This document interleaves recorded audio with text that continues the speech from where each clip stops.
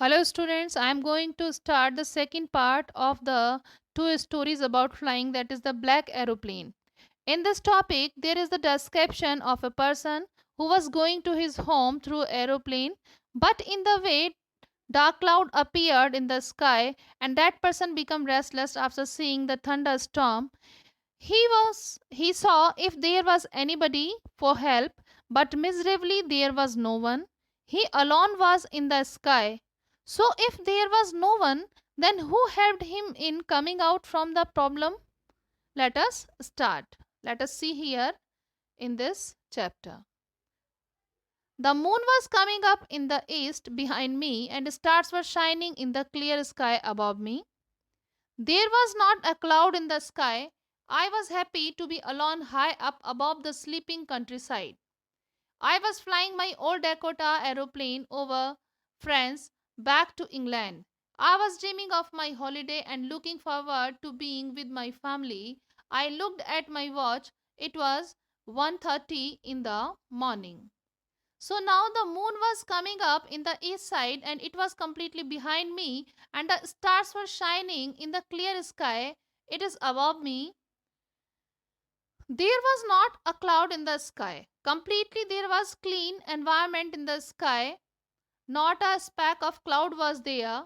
I was very happy to see that I was alone high up in the sky on the above the sleeping country side. Means all the countrymen are sleeping and above them he was flying alone at the high. I was flying my old Dakota aeroplane over France back to England. He is saying that he was flying his with his old Dakota aeroplane from France back to England. He was dreaming of his holiday and he was looking forward to being with his family. So now he was thinking that now very soon he will be with his family. He will celebrate his holiday there. I looked at my watch, then he looked at his watch. It was telling that 1:30 in the morning. I should call Paris control soon, I thought as I looked down past the nose of the aeroplane. I saw the light of a big city in front of me. I switched on the radio and said, Paris control Dakota DS088 here. Can you hear me? I'm on my way to England over. So now he is trying to contact with Paris control soon. He said, now I should call to Paris control, and then as he looked down the past the nose of his aeroplane, he saw the light of big cities in front of him. He switched on his radio and said, Paris control Dakota, DS088 here. Can you hear me? I am here on the way for England. Over. The voice from the radio answered me immediately. So now from the radio he got the answer. DS088, I can hear you. You ought to turn 12-degree west now. DS088, over. I checked the map and the compass, switched over to my second and last fuel tank, and turned the Dakota 12-degree west toward England. I will be in time for breakfast. I thought a good big English breakfast. Everything was going well. It was an easy flight. So now he got the answer easily from the other side, just like DS088. You can fly from here and you ought to turn. That indications also he got from that radio that you ought to turn to the 12-degree west side now, and DS088, over. And then he checked the map and his compass also, and switched off his second tank of the fuel, and that was the last fuel tank also. Then he turned the Dakota 12-degree west side for England, and now he was thinking for the best breakfast with his family. He was thinking that, oh, now very soon I will be with my family and have a good breakfast, a good big English breakfast, he was thinking. And everything was going on well. It was a really very easy flight. He was enjoying it. Paris was about 150 kilometers behind me when I saw the storm clouds. They were huge.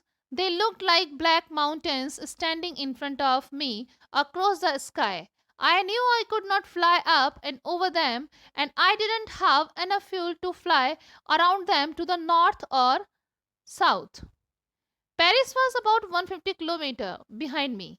He was saying, that pilot was saying, Paris was about 150 kilometers behind him, and when he saw the black clouds are collected over there in the sky, a stormy clouds was there.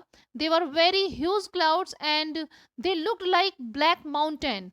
They all of a sudden come across in the sky in front of the aeroplane. I knew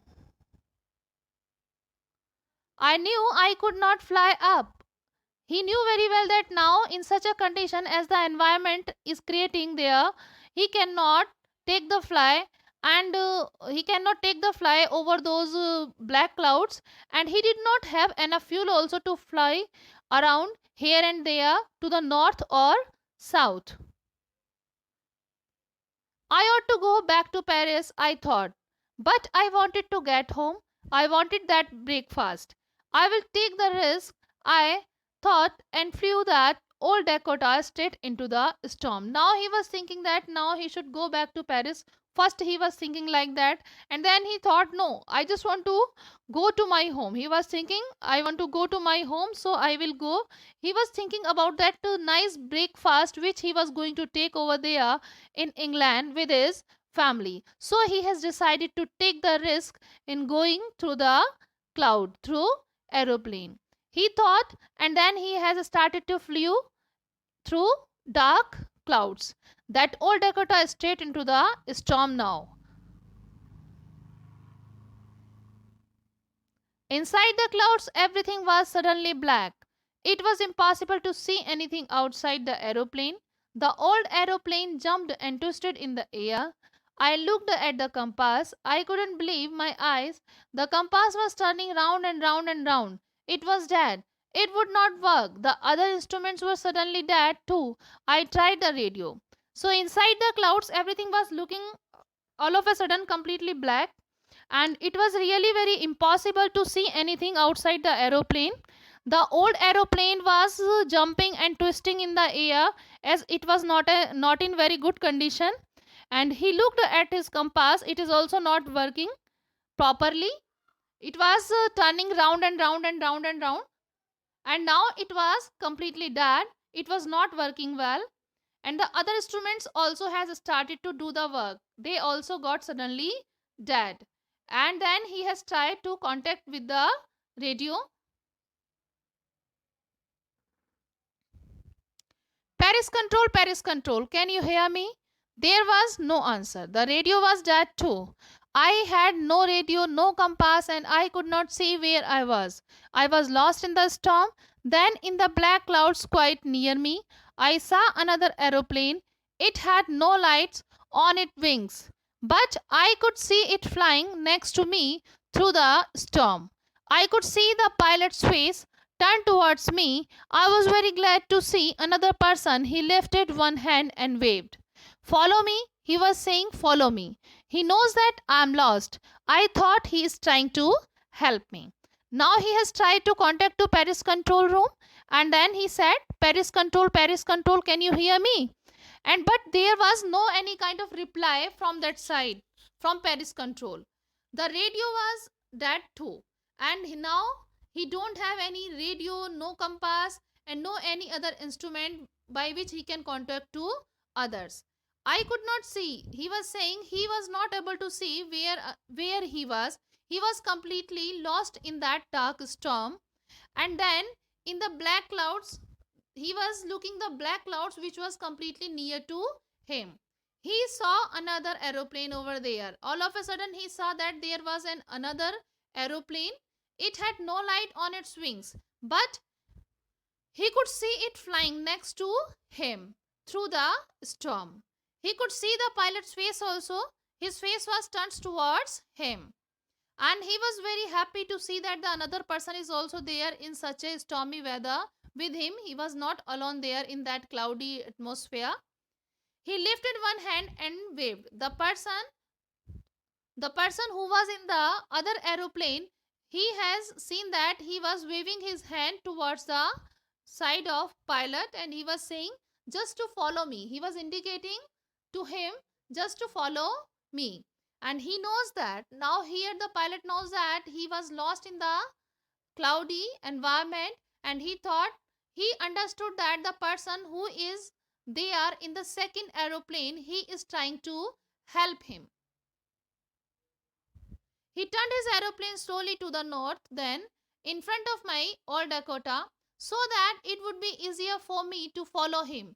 It was very happy to go behind the strange aeroplane like an obedient child. After half an hour, the strange black aeroplane was still there in front of me in the clouds. So he turned his aeroplane slowly to the north side in front of my old Dakota, so that it would be easy for me just to follow him. And I was very happy to go behind the strange aeroplane. I started to follow that aeroplane just like an obedient child because he was helping me. After half an hour, this strange black aeroplane was still there in front of me, and I was completely following that black aeroplane in the dark clouds. Now there was only enough fuel in the old Dakota's last tank to fly for 5 or 10 minutes more. I was starting to feel frightened again. But then he started to go down, and I followed through the storm. Suddenly, I came out of the cloud and saw two long straight lines of light in front of me. It was a runway and airport. I was safe. I turned to look for my friend in the black aeroplane, but the sky was empty. There was nothing there. The black aeroplane was gone. I could not see it anywhere. I landed the I landed and was not sorry to walk away from the old Dakota near the control tower. So now there was only enough fuel in the old Dakota, that is the last tank, to fly for 5 or 10 minutes more. And now he was starting to feel that frightened. He become frightened again because there was only a little fuel remains in his last second tank. But all of a sudden he has felt that he started to go down, and he fall off the through the storm. Suddenly he was feeling that he just come out from the clouds, and he saw two long straight lines of light in front of him. It was a runway, an airport, and he was completely safe over there. He turned to look for his friend in the black aeroplane, but the sky was empty. Means, as he turned back side just to see that the black aeroplane was there or not, and but all of a sudden he see that the sky was completely empty. There was nothing there. The black aeroplane was gone already. I couldn't see it anywhere, and the writer, he is saying here, the pilot is saying here that he was not able to see that aeroplane anywhere. He landed, and he was not sorry to walk away from the old Dakota near the control tower. I went now and asked a woman in the control center where I was and who the other pilot was. I wanted to say thank you. She looked at me very strangely and then laughed. Another aeroplane up there in the storm. No, no other aeroplanes were flying tonight. Yours was the only one I could see on the radar. So, who helped me to arrive there safely without a compass or radio and without any more fuel in my tanks? Who was the pilot on the strange black aeroplane flying in the storm without lights? So now he went to that woman who was sitting in the control room where he arrives, and who the other pilot was. He just want to know that, and as he said that, ma'am, I want to thank you to that person who has helped me in such a dark weather. She looked at me very strangely that and started to laugh, that there was no any other aeroplane in the storm I was seeing. Only it was your aeroplane which was flying over there in the sky. So no any other aeroplane was there tonight. So then he asked surprisingly to that woman that who was that one then, the aeroplane, who was that pilot who was flying the black aeroplane, and in front he was completely in front of me and guided me just to help me to reach here. So who was that one? So who helped me just to arrive here safely without any compass, without any radio, or without any more fuel in my tanks? He was asking to that lady who was sitting in the control center. But then uh, a strange answer he got. Who was the pilot? He just want to know the person who was that pilot on the strange black aeroplane who was sitting flying in the storm without light. But that lady given the answer that there was no any other aeroplane in the sky. It was only your one, which I can see on the radar also. So now the question is raised: who was that person who helped that pilot to come out from that problematic situation? We will discuss the question answers later on. Just think about it, whatever the question I have raised.